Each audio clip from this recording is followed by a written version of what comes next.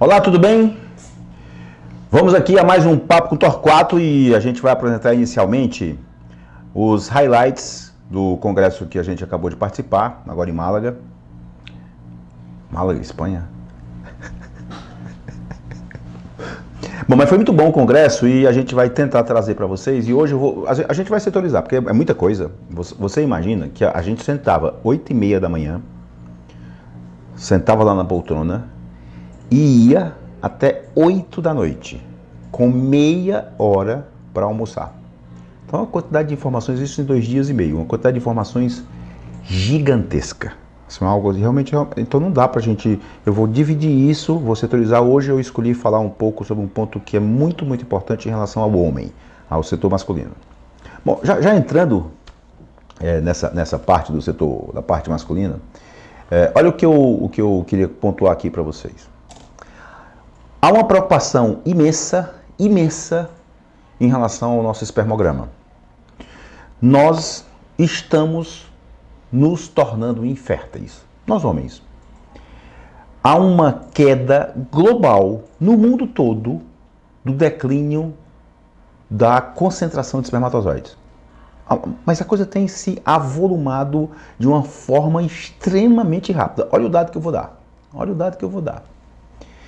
1973, nós tínhamos uma média de 100 milhões de espermatozoides por ml de sêmen. 1973. 2018. Pontua aí algo em torno de uns 50 anos. 50 anos. Nós temos em média 49 milhões de espermatozoides, em média. Então isso assusta, porque em meio século nós perdemos algo em torno de 50% do número de espermatozoides. Em meio século. Como é que eu consigo imaginar o mundo em 3070, em 4020, se nada for feito? Então, o que parece filme de ficção, dessas coisas aí de streaming, isso pode ser um fato real. Isso poderá vir a ser um fato real. Na verdade, é um fato real que nós estamos perdendo espermatozoide. O desesperador é a velocidade. E há um dado ainda mais importante nesta velocidade, que é este agora.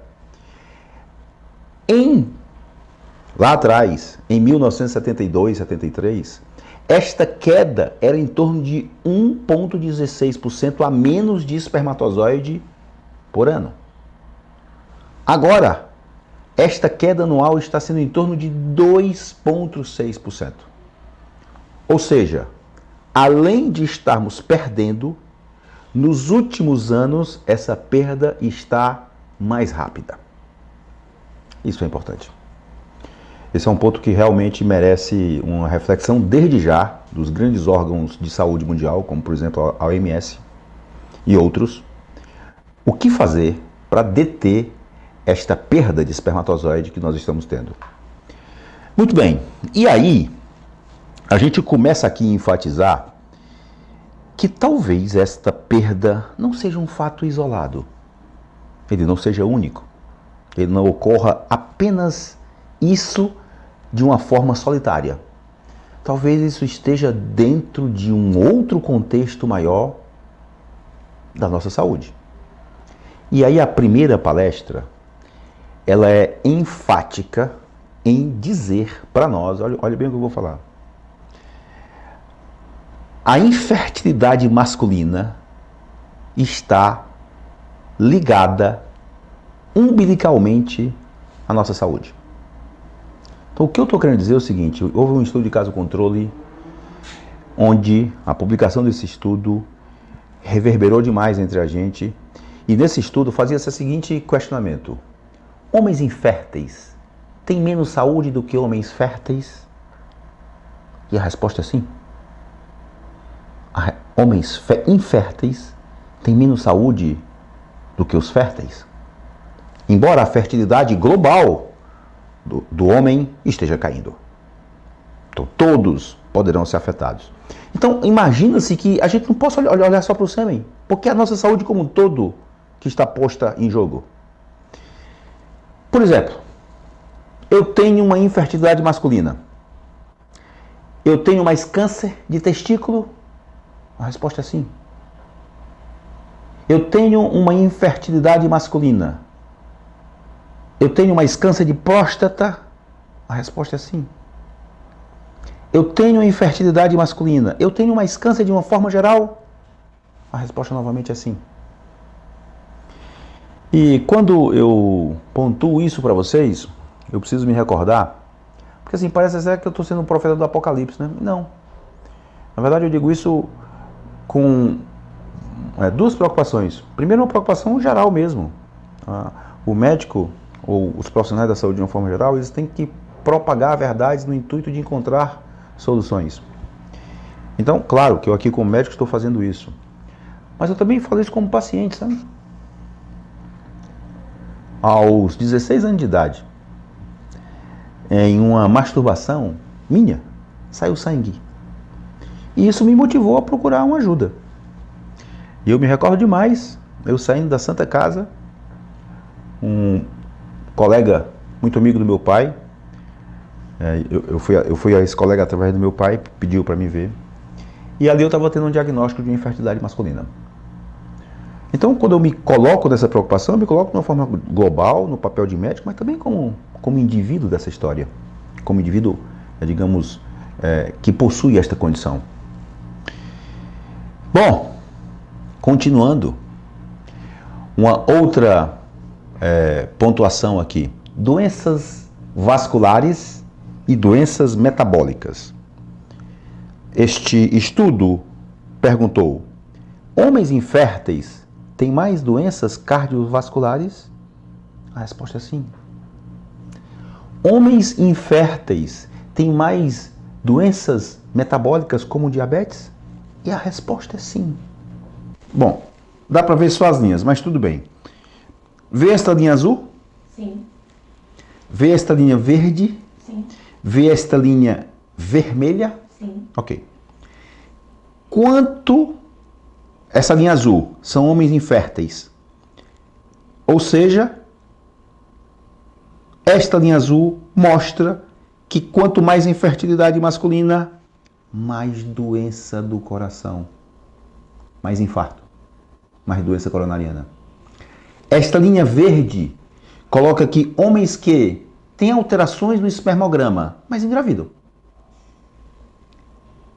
também mostrando uma tendência de alta. E aqui na linha vermelha, a mais baixa são os homens vasectomizados, portanto, homens férteis.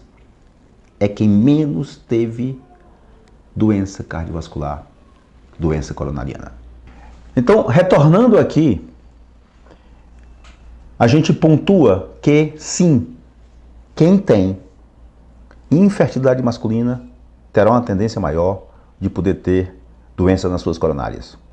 O mesmo achado quando a gente observou diabetes. Homens inférteis têm uma tendência maior a apresentarem diabetes. A estimativa de diabetes foi muito maior nos homens inférteis. Portanto, definitivamente, nós precisamos ter um cuidado adicional quando somos possuidores de uma infertilidade masculina. Foi mostrado também um outro slide bastante interessante, onde ele comparou os parâmetros seminais à mortalidade. Muito bem. Este gráfico aqui mostra exatamente o que eu vou dizer aqui para vocês. Quanto mais espermatozoides móveis, incidência de mortalidade menor. Então eu estou falando aqui de diabetes, de doença cardiovascular, de câncer, enfim. E estou falando também de mortalidade. Ou seja, o fator masculino é uma condição, um espelho de uma condição de saúde. Esse é o fato. E aí eu queria trazer essa apresentação dessa primeira parte A aula seguinte eu vou falar ainda sobre a parte masculina, eu vou falar sobre varicocele, mas eu queria trazer essa preocupação. Eu já sabia disso, porque eu venho acompanhando essas colocações. Isso talvez tenha motivado. Deixa eu ver se eu acho aqui. Olha só, esse casal aqui, ele havia me procurado há um tempo atrás, sabe? Mas aí não gostaram de mim não, e foram para outro. E não é normal mesmo, assim mesmo, faz parte. Aí acabou que não deu certo, tal, resolveram voltar. Olha só, ela colocou assim, sou cada vez mais fã. E ontem, a orelha do senhor deve ter ficado coçando. Tipo quando a pessoa fala da gente, né? Assim que ela, né? Porque o nosso almoço, meu e do meu marido, foi muito sobre você, sobre nós, sobre o tempo de Deus. E o que eu considerei foi um reencontro. Meu marido está até agora encantado e disse, na verdade porque foi ele que não quis ficar comigo. Mas isso não é problema, não, eu foco nisso não, viu gente? Pelo amor de Deus. Mocinha, acho que agora entendo por que você diz que ele pensa fora da caixa. Ele nitidamente passou a consulta preocupado comigo, com os 30 quilos que eu ganhei. E eu percebi que não era apenas pelo sêmen, sabe? Aí ela disse, o senhor entende o quanto isso é grande? Obrigada. Esta semana nos vemos para passar a decisão que iremos tomar. Temos muito o que falar, perguntar e desabafar, mas a decisão está tomada. É sobre isso aqui mesmo, sabe? Porque, em que pese a gente ter se encontrado 4 anos atrás, em que pese ele ter feito a opção dele, não é o que está em cena, mas eu estava preocupado era com ele mesmo, porque ele tinha engordado muito e tinha piorado muitos hábitos. E eu sei claramente que esses 3, 4 anos que eles passaram, 2, 3, 4 anos, não vou lembrar bem, foi carregado de muita ansiedade, de muitos problemas, os testes negativando e sem positivar, e a coisa sem fluir, e aquilo aumentando a angústia, aumentando o sofrimento, sabe? Eu entendo isso. Mas eu também preciso colocar para vocês que nessa jornada a gente precisa dedicar um tempo para nós.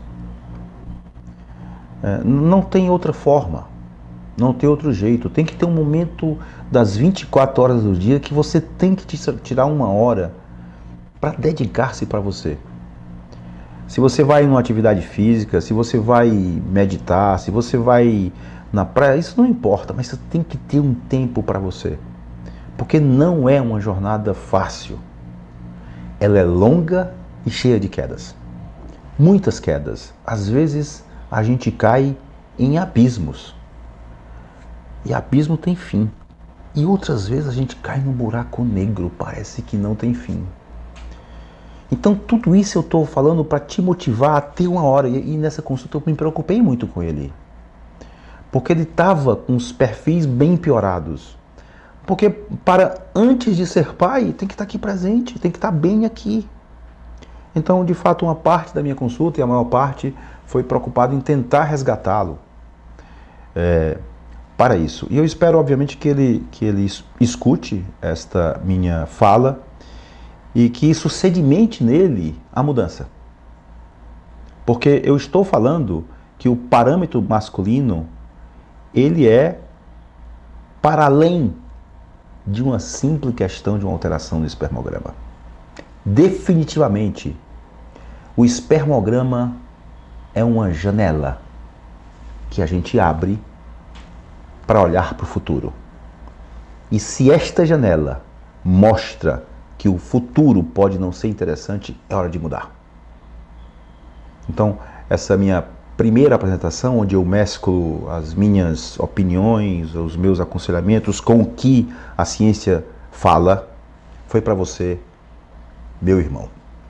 Foi para você a parte masculina dessa caminhada. Interpreta o teu espermograma como uma janela da tua saúde. E modifica o que pode. Porque muito provavelmente, a aula explicitou isso muito bem, nós temos alterações genéticas que levaram a infertilidade. Uma boa parte das vezes vai ser alteração genética. E sabe o que eu tenho para te falar? Não adianta brigar com a genética.